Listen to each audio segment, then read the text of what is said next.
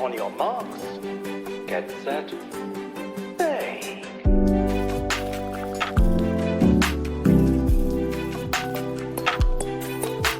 I love that.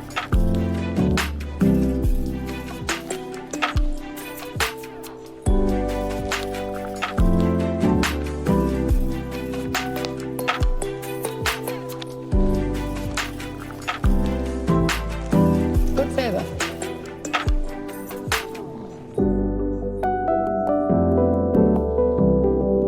That I really like.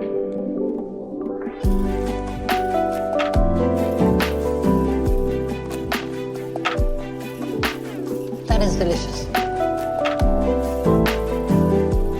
Bakers, your time is up. Welcome back to the 10. It's Krempy to say.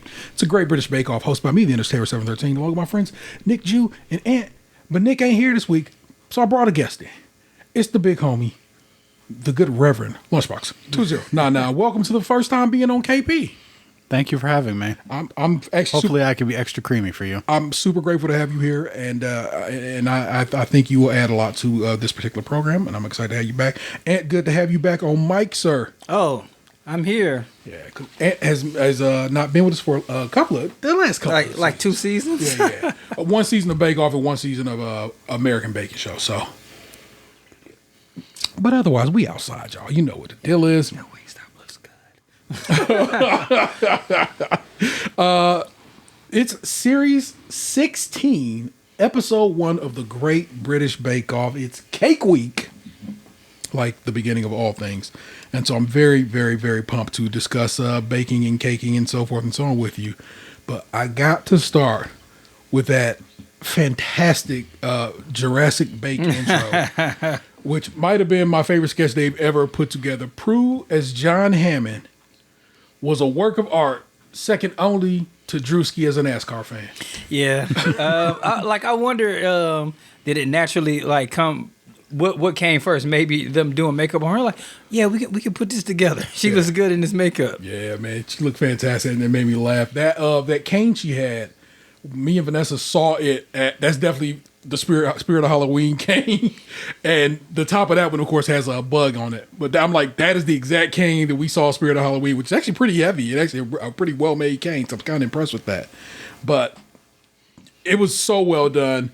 And I love a good sketch. I can tell you as someone who's never watched The Great British Bake Off, Yeah. it immediately got my attention. But Well, yeah. especially because Jurassic Park is my favorite movie of all time. That was kind of kismet. Like the one you start off with got a Jurassic Park skit. So Yeah. As this is the first episode, and of course for the next few weeks, this is going to be a long read. But this particular one, this first go round, is going to be a long read as I introduce you all to the bakers. Our dozen bakers this go are as follows. It's Aaron, who's 38 years old. He's from Manchester, but lives in London. On the show, they said he lives with his sister. But on the Bake Off website, where they say introducing 2025 bakers, it says he lives with his boyfriend, Anthony. they must have broke up.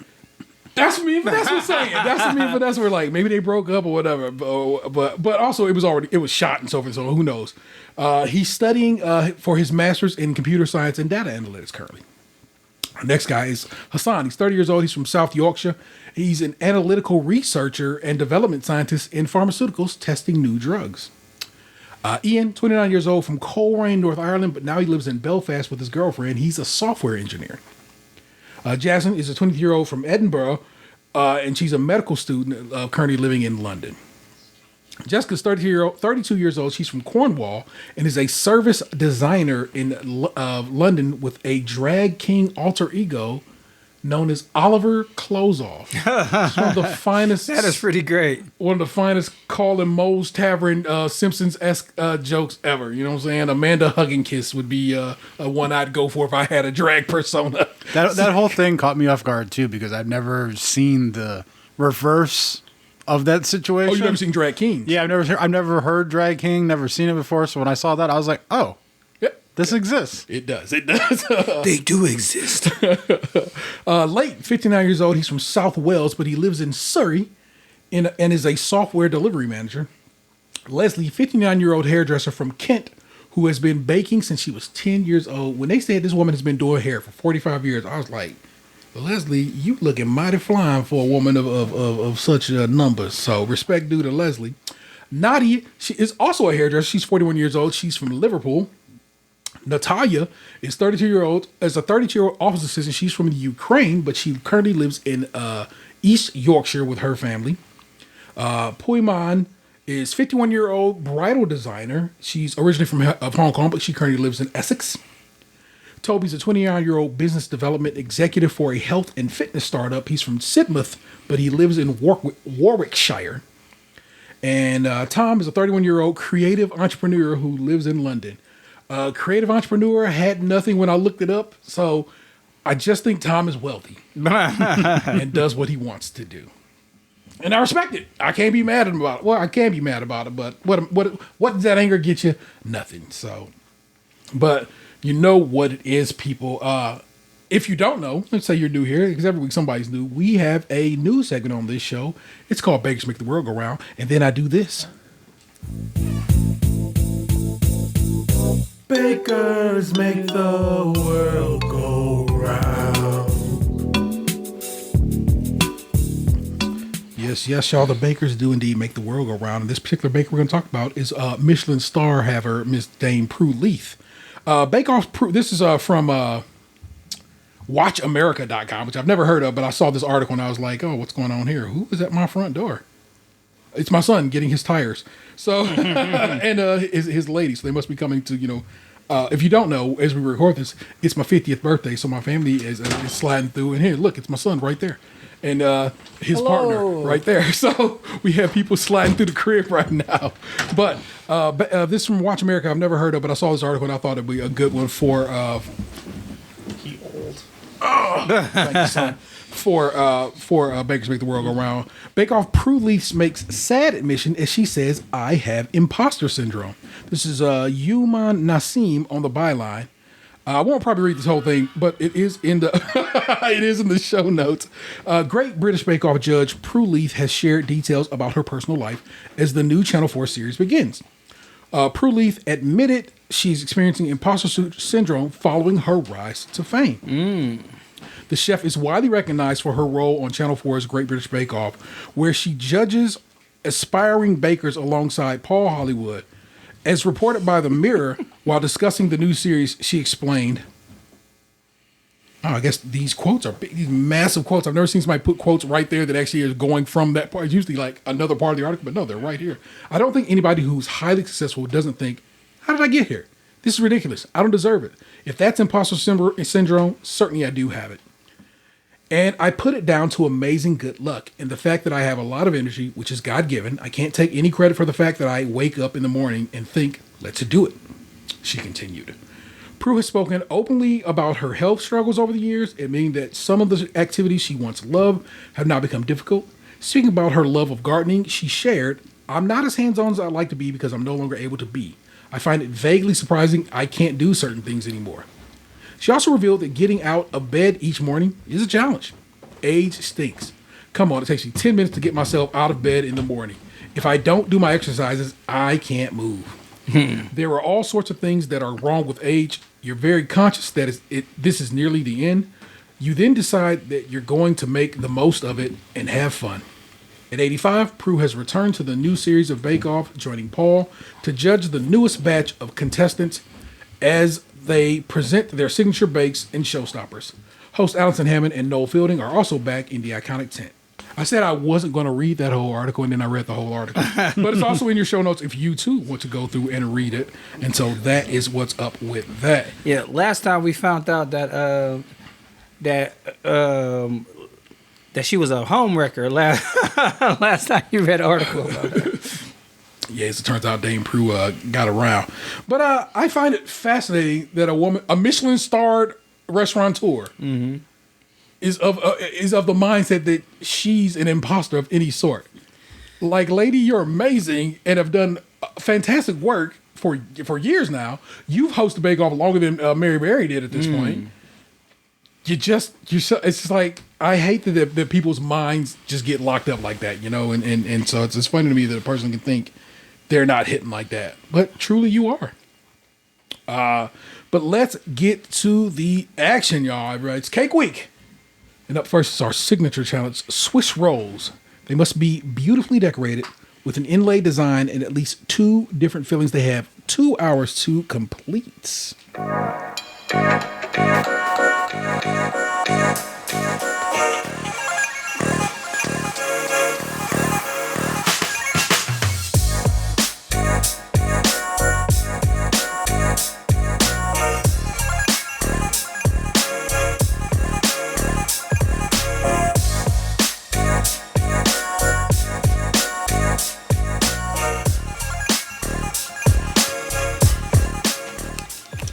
My man's broke his sieve right when he was trying to, strain through his shit at the beginning of that. And already I knew what it was for that man from there. I'm telling you right now. Loser Eddie. It was like off go. I'm like, sir, I see what's happening for you, and I'm sorry for it. Up top is Ian.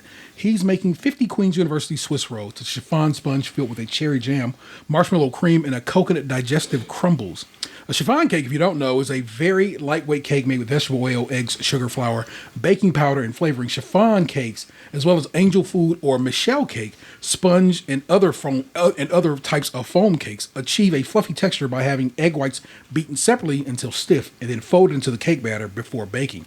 Its aeration properties rely on both the quality of the meringue and the chemical leaveners such as baking powder.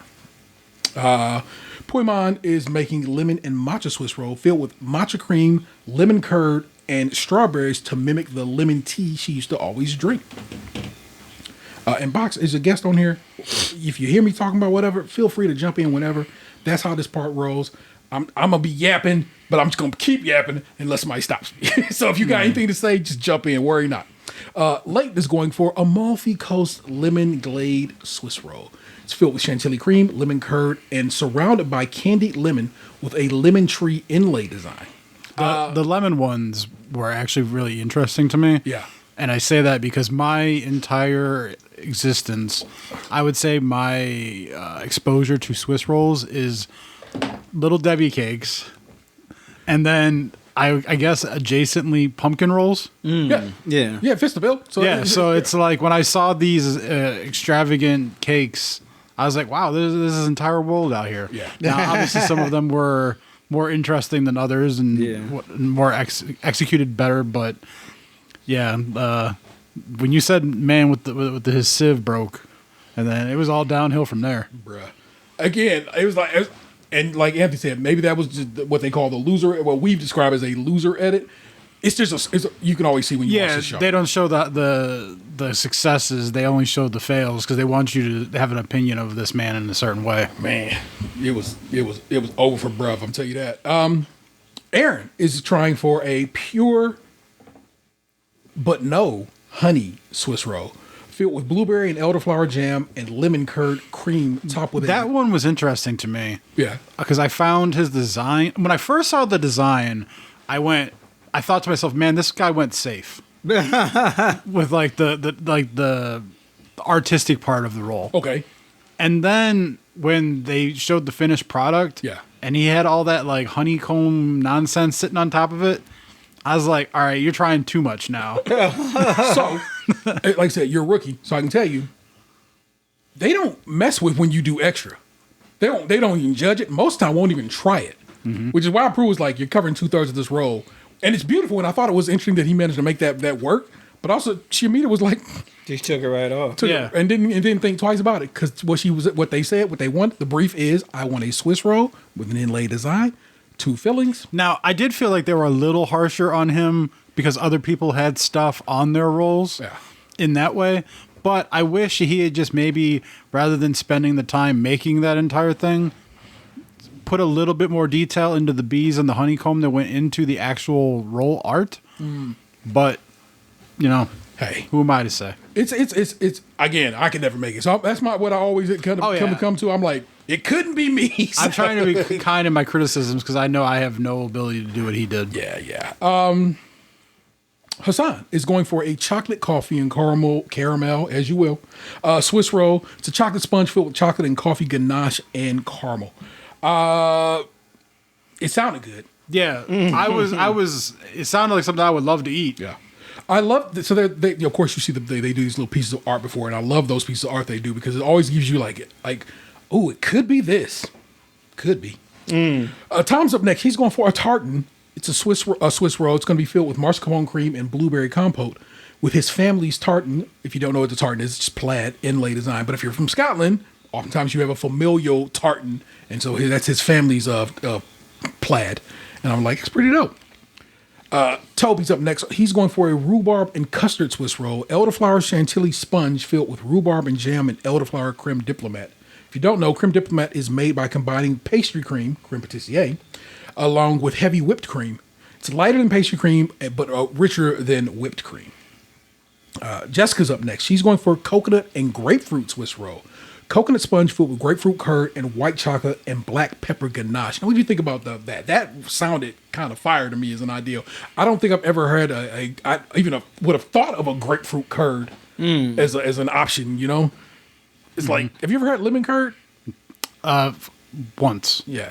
And I just don't think, I don't, in my mind, have like others thinking, it's other citrus fruits out there. You can probably make a delicious curd out of them. So a grapefruit curd, I'm like, that's kind of neat. But when you say black pepper, Yeah, that sticks out to me. yeah. As a part of a dessert, I'm like, she said it would add a warming spice to it, and I was like, 'Cause I'm used to salt, but the other king condiment. Yeah, I've had like different like desserts with pepper, like with pink peppercorns and stuff in it before. really, Yeah. What do you think they're bringing to the table in these situations? I don't think I've had anything like this.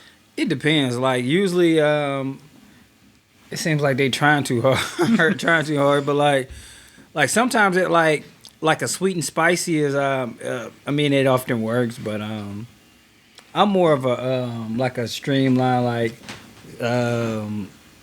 I'm kind of like streamlined flavors. Like I like a clean flavor. I don't like too many different components when it comes to anything. Well, like I like chili, like spice in some dessert stuff, and I feel like black pepper would be in that vein, but I feel like it might be a little too earthy for me. It does seem like it would be real present, but I mean, maybe the sweet is just does enough to, I don't know. What I've noticed about British dessert manufacturing is they often want a mix of tart and sweet and creamy and so forth. Yeah, what I was gleaming from the judges, they were speaking a lot about balance. Yeah. And I think I'm like, I'm just used to, chocolate, or vanilla. I'm not, it's weird to have like, like some people like strawberries on a cheesecake. I've never been the guy who likes strawberries on my cheesecake. I don't like that particular tartness in my situation, but it's like, maybe I need to try it more. I'm old now, you know what I'm saying? Maybe I need to get a little more active in what I'm tasting in situations. So I love how cheesecake's versatile in that way, though. yeah, it can carry a lot of. Have you ever had a savory cheesecake before? In like what specifically? Like what kind of flavor are we talking here? Like I know, I forget, one of the restaurants we went to had like I think it's the Velvet Tango Room or something like that. Got a cheesecake when it's made with it's a crawfish. Okay, yeah, that is definitely nothing I've ever had. Did you try it? No. Oh, okay. I had a pet crawfish as a kid, so I really don't eat crawfish. fair. I ate some shrimp earlier today, so I hope that's okay with you. No, that's fine. Natalia's up next. She's going for a Ukrainian passion petal Swiss roll. It's going to be filled with passion fruit and mango jam and cream cheese. I was not going to say creme. It's cream in this situation.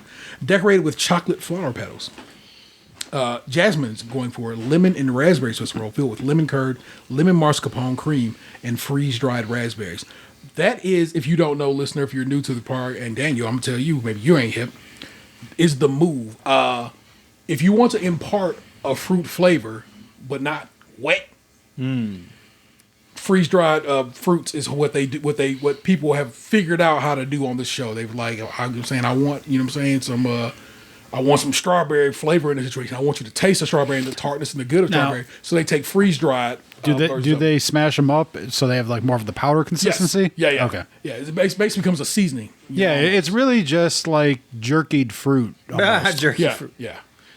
Nadi's is bringing up the rear here. She's going for a cherry amour Swiss roll. It's going to be filled with cherry jam and almond buttercream and an almond sponge with a cherry inlay design. Of course, almond and cherry, they almost are always together. Almond, if you ever have had an almond cake, almost has a cherry flavor to it. It already has a cherry essence to it. So they kind of work together, but at the same time, and eventually we'll get to, when we get to judging, you'll kind of hear, that's the problem. It's basically, you just gave me all cherry at that point when you go cherry and almond and nothing else to kind of, find the center there. Mm-hmm. All right, so let's judge it, y'all. Tom, amazing job. Amazingly dramatic to look at. Fascinating color. Neatly done. Good swirl. Swirl. Delicious, light, unique. Was he the one that made the green? Yeah, the tartan. Yeah, the plaid. When I first saw him making it, I immediately didn't like it. But then when the final product came out, I wasn't a huge fan necessarily of the graphics on it. Yeah. But I liked it a lot better than my initial reaction was. That's, like I said, that's his family's plaid. That's got like he probably has a kilt in that looks just like that Swiss roll, which is kind of fascinating when you think about it. Mm-hmm. Jasmine's up next. Looks good. They like the design. It's a good lemon flavor. It's nice and tart. It's just slightly overbaked. Leslie's up next. Not much of a swirl. and that becomes a problem a couple of times through. Flavor is beautiful, though. A nice balance between blueberry and lemon. The sponges bake well. The issue is the swirl. It just didn't get the spiral. Yeah, hers looked more like a Little Debbie than what they were looking for. Aaron, they love the decoration. Prue doesn't appreciate the white chocolate honeycomb and pulls it right off. Beautiful flavor. The design is great. The sponges bake well. Great balance of flavors. Well done. Nadia, a bit too much almond essence, and the cherry needs more of a punch to balance out the almond and are a little on the sweeter side. So basically, they wanted a more tart cherry than what they got, and she got a sweeter cherry going on there. Puiman, like the decoration, it's delicious, but it's too much filling and not enough curd. The texture is good. The balance is just not quite right. I need you to know, it is so rare for any baker on this show to make a matcha anything that these judges enjoy. Mm-hmm. It's just overpowering. It's grassy in a way that they don't seem to enjoy. Matcha or rose? Yeah, rose flavor. It's so difficult to get that dialed in to where they enjoy it. So the fact that they enjoyed her matcha lemon situation is a big step and a big deal for this baker. So I dig that. Toby's up next. Sponge has gone oval. The filling added while the cake was warm means it has melted out, but it tastes like rhubarb and custard, which Prue loves. The flavor is lovely. The texture is wrong. It's just a bit chewy. Jessica, artistic and interesting, but the inlay not as showy as expected. Paul really likes the flavor, but the curd hasn't been done well. It needs to be much thicker. Prue thinks the flavor is great. It's just the texture is not quite right. And it's not even the texture of the bake. It's the texture of the curd. Natalia, looks like it's embroidered. It's delicious. The sponge, of course, is slightly overbaked. Everybody sponge went a little over, with the exception of the guy whose sponge did not. Leighton, they love the design. The colors are wonderful, but the sponge is claggy, and the flavors are good. As Leighton was making his Swiss roll, y'all, this man goes to begin spreading his batter over his recently frozen inlay. Because that's what you do. You draw the stuff on wax paper, and you freeze it, and then you pour batter over it, and you bake it, and that's how you get the inlay into the cake. This man goes to start pouring his batter, and is like, I didn't sift in my flour. Dog, it's insane. Yeah, when that happened, I was like, how did you end up here? It's nerves. It's too. nerves. It's fully nerves. You're in an unfamiliar kitchen when it's all said and done. You know what I'm saying? It's like I know this kitchen from TV, but I don't know this kitchen. You're used to cooking how you cook in your environment, and your sofa and so on. You know to reach over here on the counter to get your flour from this container, and it's just not the same. And so he was nervous, and so he ends up having to pour the batter that he poured back into the bowl, trying to manage not to scrape off the decoration that he's put all this effort into, and sift the flour in, which of course ruins the batter, which ends up leaving a bake that is difficult to enjoy. Hassan, when rolling his Swiss roll and trying to place it onto a cutting board, it just fell apart in his hands. And he's just sitting there like, and I'm sitting there like, It didn't even fall apart. It disintegrated. yeah. And what he managed to bring to the table, I was like, I'm shocked you got that far. But it was wild to see what he did. It was just crazy, y'all. But they say it looks more like a roulade. Flavor wise, stunning. But it looks like it's been dropped out of a tree. It's like I don't even know. It's like it's so crazy that's how bad it went for my man Hassan. Ian, of course, what they often do on the show, not always, but oftentimes, they will say basically the best for last. And Ian's looks, and well, I'll just use Paul's words, mighty impressive looking Swiss roll. It's a shame it sunk a bit. The flavors are stunning. Prue was worried it would be too sweet and is glad that he didn't he left the condensed milk out, because what he based his recipe on was something they call 15s, which is 15 cherries, 15 digestive biscuits, and a whole can of sweetened condensed milk that they would just pour together, throw it in the oven, and then eat. It was a college treat that he was explaining. And she when he mentioned that condensed milk, Prue was like, I don't know, big baby. And the reality of it is he got wise and was like, yeah, you're right. That was that, you guys. Let's head on out to technical challenge. The technical challenge this go around is 9 fondant fancies. Light sponge, well set jam, and precise decoration are what they want. 2 hours and 15 minutes to complete. Wow, he did get it.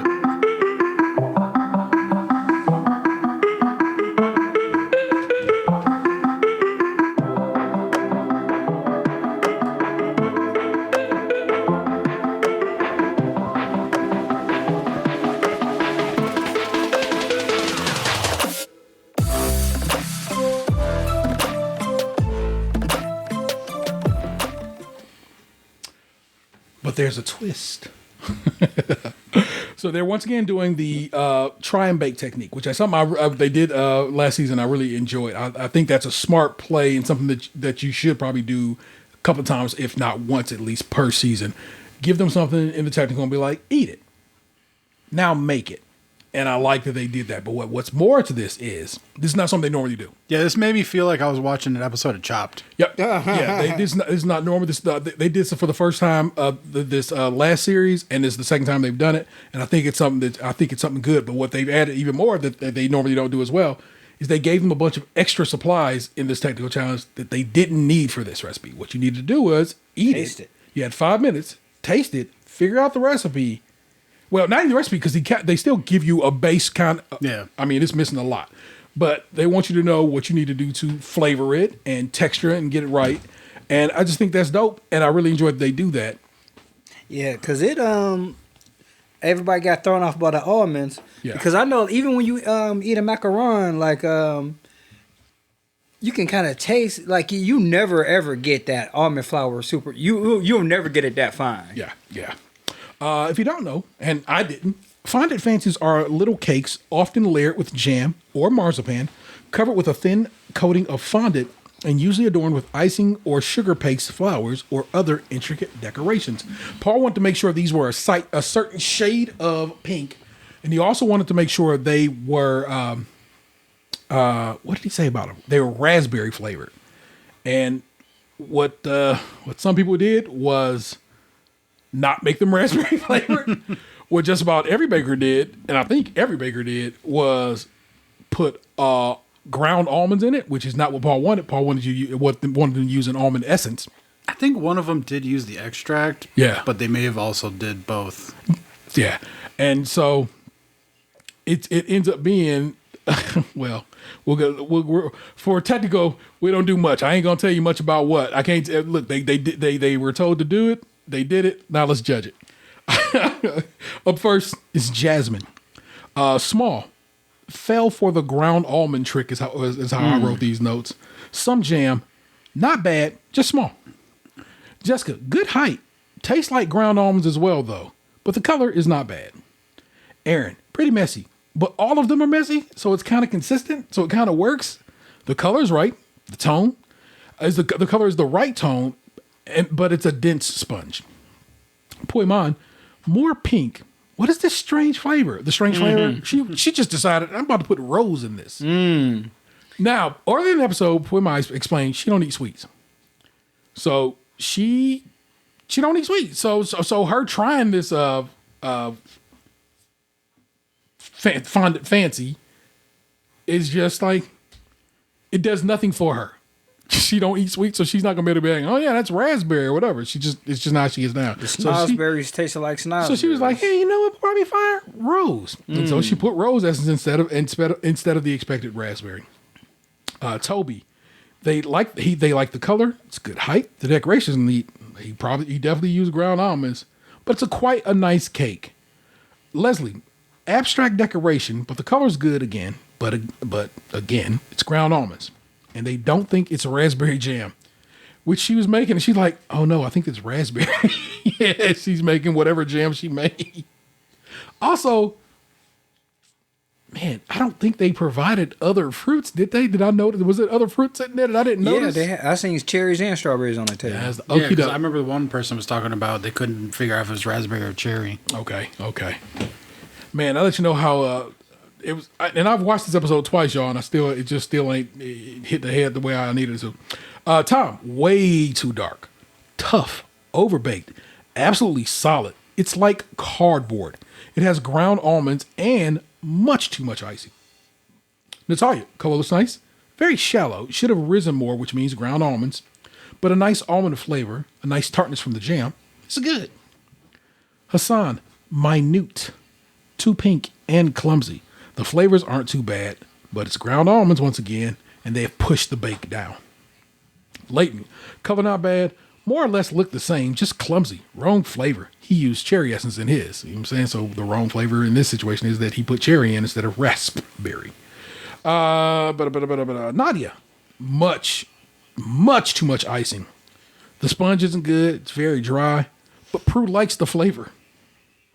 Ian, inconsistent sizing. Also, it's missing one. No almond in the buttercream. I like the missing one because Allison was like, I got a confession, is that she ate the one that was missing.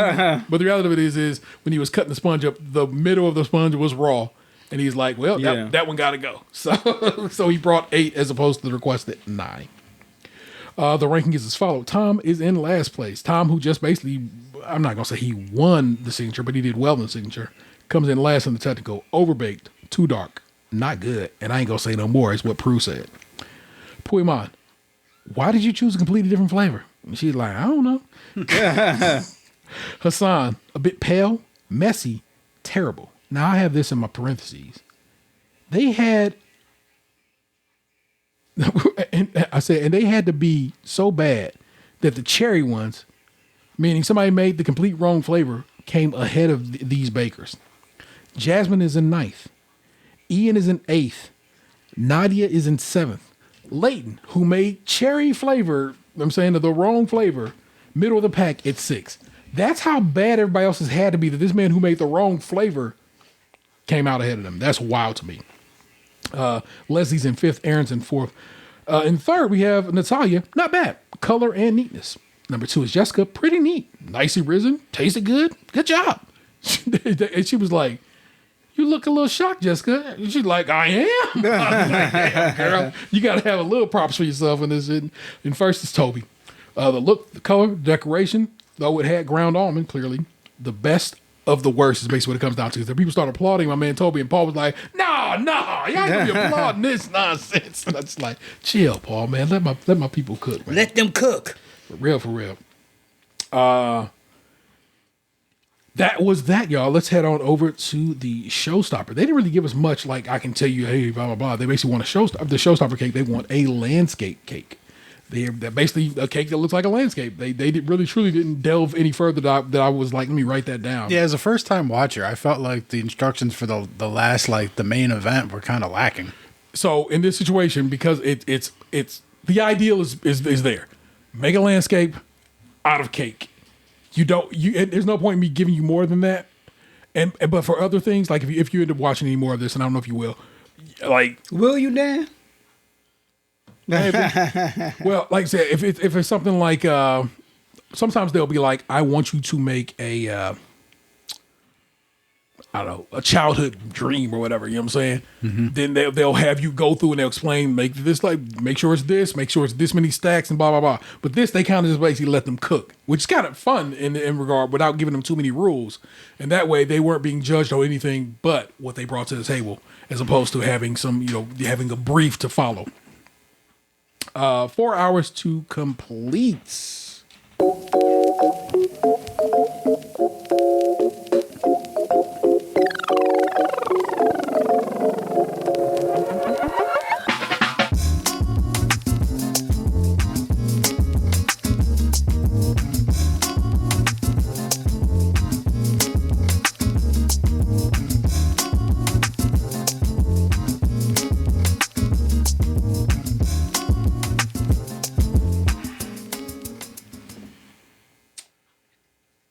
So let's build, people.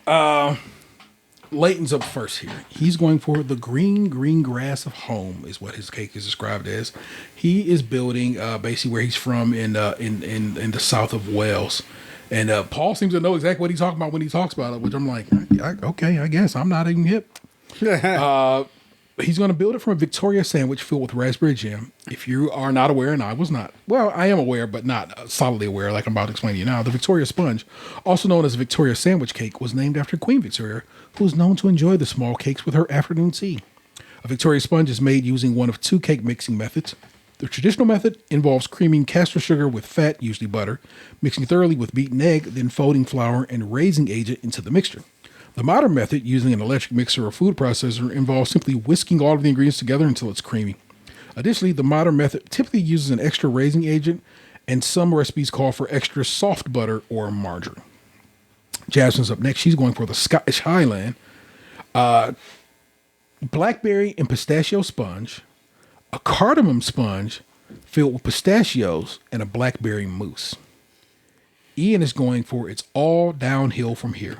It's a stout sponge. It's Guinness, which made me chuckle when I look and I'm like, they've taken a can of Guinness and taped it off with black gaffer tape, as if I don't know that's a can of Guinness stout. My guy, I get it. It's TVs and commercials are weird, and beer might be weird for advertising, so you kind of got to hide it. But trust me when I tell you, we definitely knew it was Guinness. But it's also going to be filled with blackberry jam and cream cheese icing. Jessica is going for birthday morning landscape. She explains how she went on a trip and woke up on her hammock in this beautiful scene. It's a spiced apple sponge, a toffee apple sauce, a vanilla mascarpone icing with a jelly, if you don't know, gelatin of lake. And she explains how she had a neighbor who had these gorgeous apples. She was like 90 years old that was always telling her, you should get on a bake-off. And she had tried to get on it, but she finally, when she finally got on it, it was too late. The lady didn't get to see her on it. But you know what I'm saying? We hope a person like her is, looking down if you get down like that in your belief system. And if not, you know what I'm saying? We are grateful. We were like, hey, props to you for making it to the bake-off. Hassan is going for a Japanese bamboo forest landscape cake. It's going to be flavored with spiced pumpkin sponge, filled with pecan praline Swiss meringue buttercream, and these chocolate bamboo trees. Puiman is going for a Hong Kong Lion Rock landscape cake. Coffee and walnut sponge, which sounds kind of good to me, with a coffee liqueur buttercream fondant icing. So the whole thing is made to look like a cave that it's called Lion Rock, I guess it's in Hong Kong. And I dig the notion of it. Very Wealthy Tom is going for Icelandic landscape cake. It's chocolate chiffon sponge, dark chocolate and orange whipped ganache, white chocolate whipped ganache. And what he's aiming to do is make it look like you just basically cut a piece of Iceland out and laid it on a plate. And yeah. Natalia's going for the Ukraine landscape cake. Chocolate and rum sponge, cherry jam filling, with a blue mirror glaze river. Toby's going for PB and Jacob's Ladder, a landscape cake with white chocolate sponge, brown butter sponge, strawberry jam, and praline filling with a jelly C. You hear all that, and you look at the picture they made, and you look at what he made, And I'm like, it sounded like he was doing so much. Aaron is going for Pastel Paradiso. It's a place he liked in Barcelona. It's a coconut sponge filled with coconut buttercream and miso caramel. Or caramel, however you say it. Leslie is going for Dad's Bob Ross landscape cake. Kier's soaked chocolate sponge filled with cherry jam and black forest buttercream. Let's judge their output. Ian. So, I know we're going to judge, but I need to tell you. Ian's cake is sitting there on the table. He walks away, comes back. That whole that thing just rolls over. And it rolls over. But then I think back to the picture they showed, and I'm like, and I'm sitting here with Vanessa as we watching. I'm like, this is fine. And it seems like an emergency. It seems so terrible. But I'm like, he's literally making the side of a mountain. All he has to do is do exactly what he did, which is take that. He got the cake, shoved it back on a plate, put it in the freezer. Wrapped it in acetate. He put the ring around it. Yeah, put it in the freezer so it would kind of shore up. And then he just decorated the shit out of it. And it looked just like the side of a mountain. Yeah, that was the beach. moment of the episode for me. Yeah. Because it contrasted just how badly they made Hassan look during the Swiss roll segment when his fell apart. Yeah. But then, they had this guy, and it looked like utter disaster. He had that look of defeat on him. Yeah. And then he was able to bounce back. Yeah. And it ended up looking so good, y'all. What the issue is, it ends up unbalanced, is what we've been talking about this whole time, because it's everything mixed into one when it should be layer of cake, layer of icing, so forth and so on. You should have a layered situation which leave for a more balanced flavor profile. But what our judges say instead is that looks incredible, it looks amazing, but too much icing. What's not too much icing, really, it's icing kind of got mixed into everything. They had a slice of cake pop. Yeah. Prue would happily eat a plate of it. The flavors work well together, taste great, well done. Nadi's up next, and they're like, this looks amazing. It certainly says tropical. They love the flavor, but the cake is certainly overbaked. Aaron, the coconut needed something sharp to cut the sweetness with. And that was all they said about Aaron's cake, y'all. So I assume he was fine. Leslie, looks amazing. Beautifully painted, delicious, beautifully baked, an amazing job.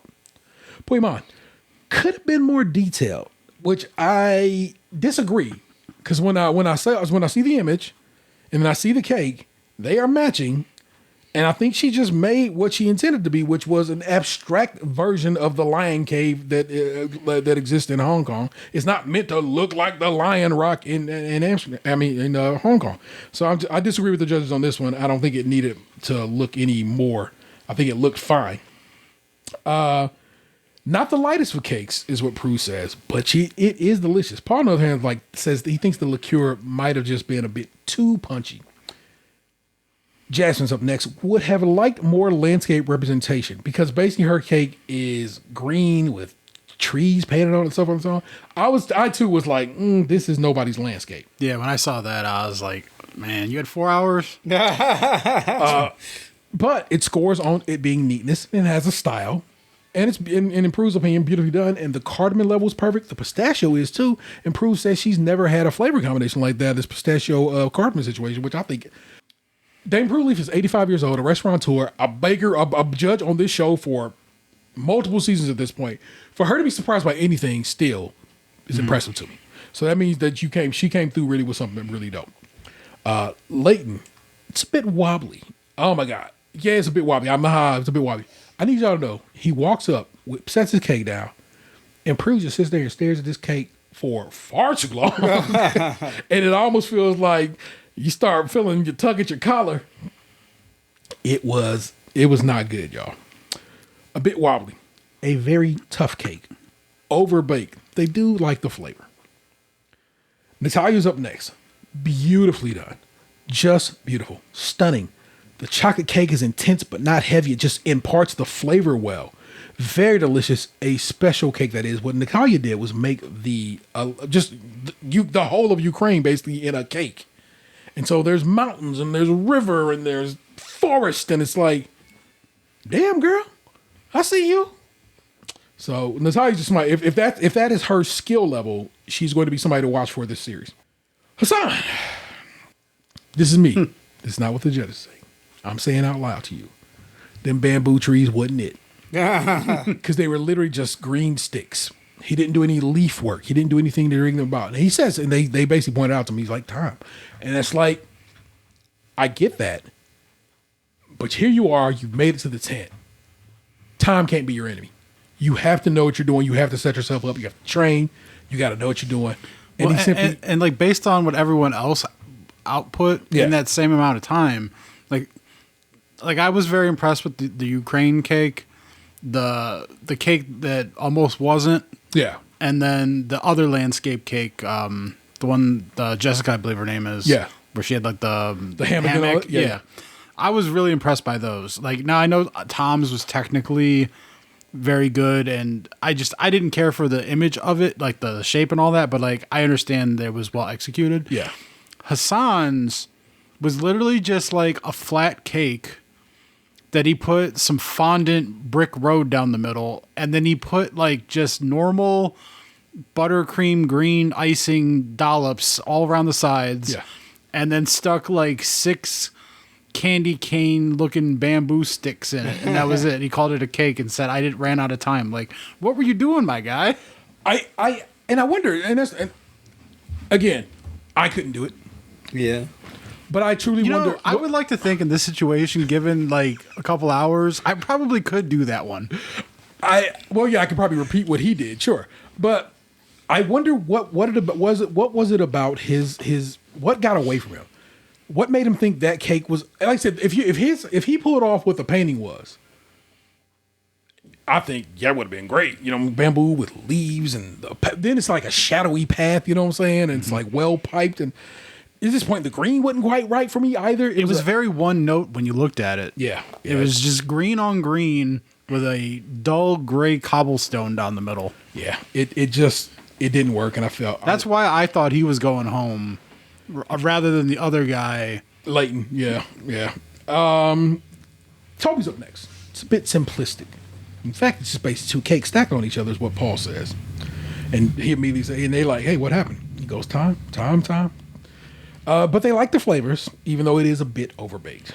Jessica's up next. Overall effect is good. The toffee apple cake is stunning.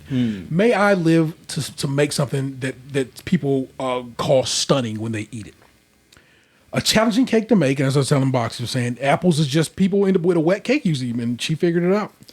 A challenging cake to make, baked beautifully, tastes delicious.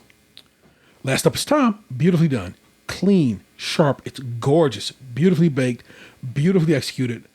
Very, Paul says as he's starting to figure out Tom. Your star baker this week is Natalia, and I agree in full. She made what was basically an embroidered Swiss roll at the beginning. It was gorgeous, and it tasted good. She crushed with her landscape cake. And where does she come in? And technical. 7. So basically middle of the pack in technical. So solid that she should be star baker this week. And I only think the only person who would have had maybe a little bit of competition in this regard, I guess Ian did pretty good. Yeah, he had a gorgeous Swiss roll. He made the one with the Queen's College in it. Yeah, I thought he was going to be in contention for it. Yeah. He was, but His fondant was very lacking in their opinion. In the technical, he didn't do great. Is that what they called it? The middle cakes? Yeah, fondant fancies. Yeah. Okay. Yeah, and because his landscape cake was just a little sweet, it kind of didn't work itself out. So I can understand why he didn't do it. And Tom, of course, having come in last in technical, it was no way he was really going to be in contention. But sent home is exactly who Dan thought should have been sent home and was sent home was Hassan. And what I discovered last year, I wish this was something that they would just do. Last year, a baker got ill. Mm-hmm. So they just said, okay, nobody's going home this first week. So basically, you end up having 2 weeks with all the bakers. Mm-hmm. And I feel like we need 2 weeks with all the bakers. I feel like that's how you get to know them, and that's how you understand if they can do what they need to do to stay in the tent. And I know he had a bad week, but everything he made, they were like, tastes good. So I know he can get the flavors right. So I wonder if he could, if given another week and some time to settle his nerves and so forth and so on, could he not come through and knock some shit out the next go around? That would be interesting, especially to make stakes higher. Yeah, because of course that second week, 2 people going home, but I think letting 2 weeks go by and people do saying the 10th that extra week, I think would be helpful. But because it'd be times like where like decorating isn't everybody's strong suit. Decorating usually is like comes into play maybe 5 weeks in. Yeah. But then it's like, because you got to do cookies, you got to do bread, because some people's strong suit is bread. Yeah, yeah. So it's always like a kind of a toss-up when, somebody does so poorly week 1, but it's just like, decorating cakes, I'm a cookie man, I'm a pie man. Making a mean pie crust is my thing. So, yeah, that does make a lot of sense, or would make it interesting watch. And I'm not gonna say make it more interesting to make it interesting watch. Yeah, for sure. But that was week 1 in the tent, you guys. You know what it is. Next week we'll have a guest on the show. Ant won't. I don't know. Something changes. I don't think Ant will be on next week. We're working on that. I had a conversation. We're working on it. Fair enough. But we will have a guest. I will keep her a surprise for right now. She is scheduled, and she says she'll be here. But just in case anything comes up, I don't want to be telling y'all somebody gonna be here and they end up not being here. But it should be us in the building getting in some work as normally. And normally you can join us live in the chat every Tuesday around 8:30 p.m. Eastern on YouTube or Twitch. Make sure to both comment, subscribe, and also share with anyone you think would get down with what we're doing over here. If you are listening on Apple or Podcast or Spotify, make sure to hit us with 5 stars. If you are so inclined, feel free to message us at podcast@stagecrunchymilk.com or call, text, or leave us a voicemail at 216-264-6311. It's 216-264-6311. We'd certainly love to hear from you. And hear from you, it's the homie Frank. Oh, yeah. Frank hit us up a couple weeks back and asked about the Great American Baking Show Summer Celebrity Edition. Frank was like, hey, will you guys be covering this? It popped on Roku over the weekend. Frank, we're not going to cover that, but I want you to know I watched it. And 1, I thought it was real fun.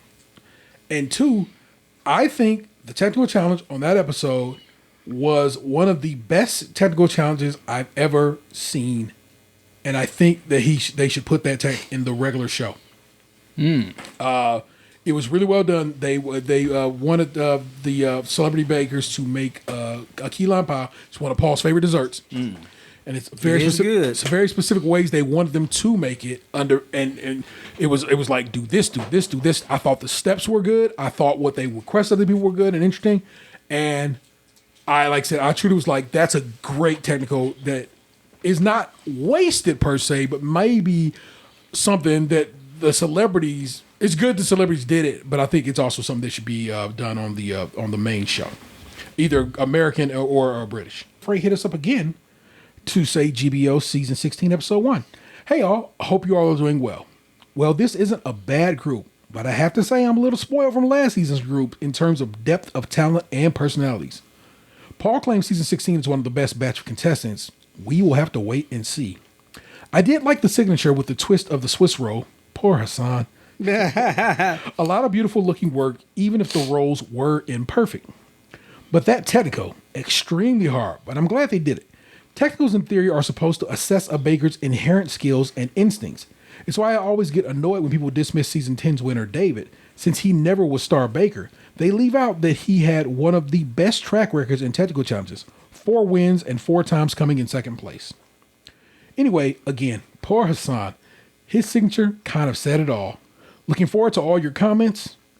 Thanks so much, Frank, for being a listener and contributing to the show as you do, sir. That's how. Thank you so much. It was good hearing from you. Yes, sir. Yes, sir. Again, NicJu should be back next week. Worry not. Nick is going to probably have to be off and on all season long. She had some scheduling hiccups this go around, so it just is what it is, people. You'll have to be used to Nick not always being present. But we do have some guests already set up. We're going to have some returning guests from recent seasons, as you know. And I had a friend tell me they was like trying to get on the show, and I was like, maybe. We make a very specific product here, as you can tell, and I don't like bringing podcast rookies through for this particular one. But then again, all the bakers have been podcast rookies. Now I've not had one baker come on the show who's like, I've done a podcast in the past, so can't call it. But it's going to be a good time to be had, you guys. Thank you so very much, Dan, for joining us for this week. Thanks for having me. I had a good time. Where can the people keep up with you, kind sir? Probably nowhere because I don't really post anything anywhere these days. But Lunchbox 2099 on all platforms. Very good.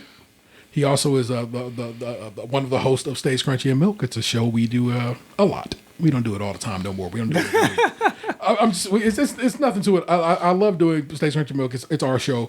But it is a challenging show to do without our heart. And that's this guy over here. Oh, yeah. It's 216 Zone.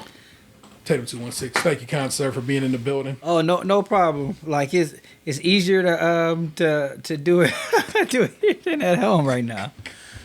Which is wild, but hey, I'm grateful for it. Different strokes for different folks. Our missing woman Oh. is NicJu, and like I said, we'll be back in the building with her in a little bit. Worry not. I am, of course. What was I going to say? I don't know what I was going to say. Yo, you know what it is? Bake with us again next week. I'm Taylor 713. You know how we gets down. Peace. Tell us how rhubarb tastes. What happened to your ass? It used to be beautiful.